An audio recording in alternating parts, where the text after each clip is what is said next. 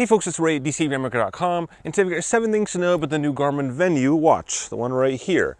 But before we get into those 7 things to know, we got a couple freebies, things that aren't counting against those 7 things. And the first one is that it's basically the exact same as the Garmin Vivoactive 4, which is right there. And if you're familiar with the Vivoactive lineup, it's designed for kind of like the fitness outdoor enthusiast. So it's not really designed for someone who's going to run like 20 hours or whatnot, but really designed for people who can go out and ride and run, enjoy life, hang out on these sort of trails out here, but maybe not be super serious about it. And so within that vein there, everything you know and love about the Vivoactive series in the past is on Venu. And everything you know about Venu is on the Vivoactive 4. In fact, here's a really super secret one that should be one of my items, but is not. Vivoactive 4 and Venu are identical. Literally identical in every single way, shape, or form, except for the fact that one has a pretty display and one has a so-so display.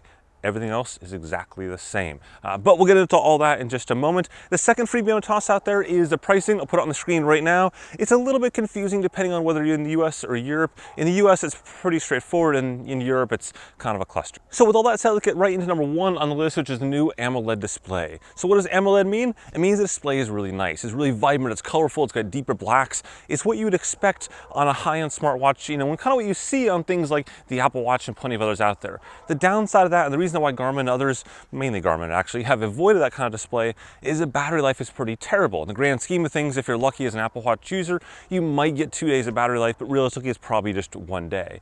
But things are a little different here with the display Garmin's used, and we're kind of seeing this trend as well with Fitbit and the recent Versa 2, I guess a week or 2 ago. Number 1 is that the display battery life. So for example, the battery life of the unit itself is still 5 days, but it doesn't have the display in an always-on mode. But we'll get to that in just a second. Next, if we look at the things that Garmin's using the display for, it's more about kind of brightening up little pockets of the watch than anything else.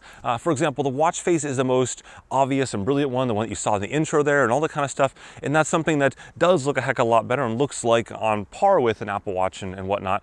But you're not going to see the display really matter too much in a lot of other areas. So for example, in normal workout mode, you don't notice it. Things are just look blacker and whatnot, but otherwise it's basically the same. Whereas if you go into something like music, you notice that the album covers are a little bit more vibrant, a little more colorful. If you got to pay for something, you notice that your credit card looks a little nicer. But again, by and large, things are the same. The other area you'll see it in as well as animations that we'll talk about in just a moment. Now, when I first heard about Venu and the display, I was really concerned that Garmin was going to go too far from the roots. In other words, that the battery life would be horrible and they would sacrifice all this just for a pretty watch. But I've actually been pleasantly surprised in using this the last couple weeks, and that the battery life I'm getting is acceptable to me. It's not too bad, and they're using it in reasonable ways.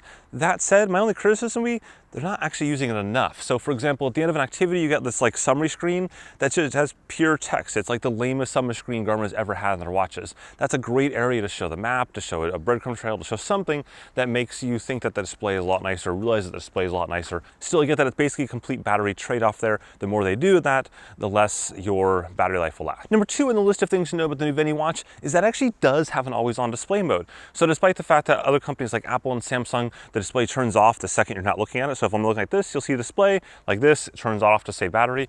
Garmin has an always-on display mode. Now, it's not the default. So the default, again, is that 5 days of battery life where it turns it off every single time you put your wrist down or whatever. But they have an always-on display mode you can enable in the settings, and that goes into a low power, basically battery watch face that you have that's always on, as the name implies there. And that's the way I've been using it the last couple weeks. And for me, I'm getting roughly between 2 and 3 days of battery life, depending on whether GPS activities and whatnot you do there. That's sort of the main driver, but I'm actually pretty satisfied with that for the most part. It's working for me. I don't have to like constantly charge it every single night, so not too shabby there. The other thing to keep in mind in that low power battery display mode is that it actually turns off the display at night as well. So when you hit your basically defined sleep do not disturb time, the display turns off. You can still turn it on though, of course, if you need to see the time in the middle of the night, like by pressing a button or whatnot, but it saves that extra battery by turning that off while you're sleeping. Okay, now just a quick note, if you are finding this video interesting or useful, go ahead and hit that like button right now down in the corner there. It really helps with the video quite a bit and the channel. So with that, on to number 3, which is the new animations. So these new animations are used in 4 key sport modes: strength, Pilates,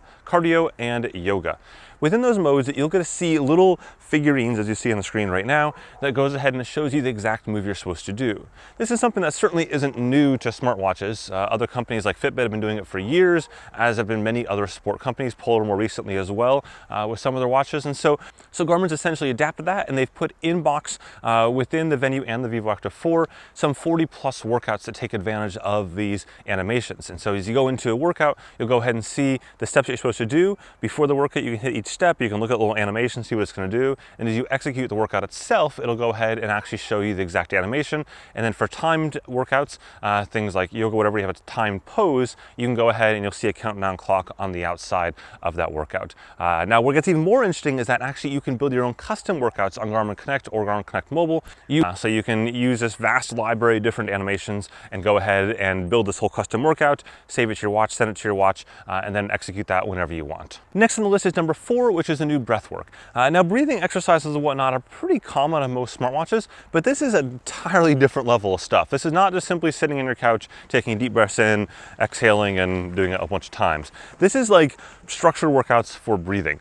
So if you go into the breathwork area, which is actually a sport profile, so it's not like just a normal thing that's shoved away in the widgets anywhere. This is a legit sport profile. You go into that, you'll see a couple of options there. You can choose one of those particular breathing exercise routines, and you can see even the steps there. And the steps are crazy long. They're crazy complex. They've got many, many steps. Some of them are like repeat 37 times, and then it'll walk you through those particular breathwork exercises one after another until you get to the end of that workout. What's also interesting about this, of course, is that it's actually monitoring your breathing rate or your respiration rate, which gets into the next one on the list, which is the new respiration rate tracking. So there's tracking respiration rate in kind of 2 core areas. One is in 24/7 mode, which means that as you're sitting at your desk or sleeping or whatever the case may be. And then 2 is in some of the sport profiles like yoga, Pilates, breathwork, where it's going to show you that respiration rate right there on the screen as a data field, just like you would get pace while running outdoors or distance or whatnot. So you can see that directly right there. You can also see, for example, stress as well in that breathwork mode and some of the other modes too. Next, we got number 6 on the list, which is hydration tracking and sweat loss estimation.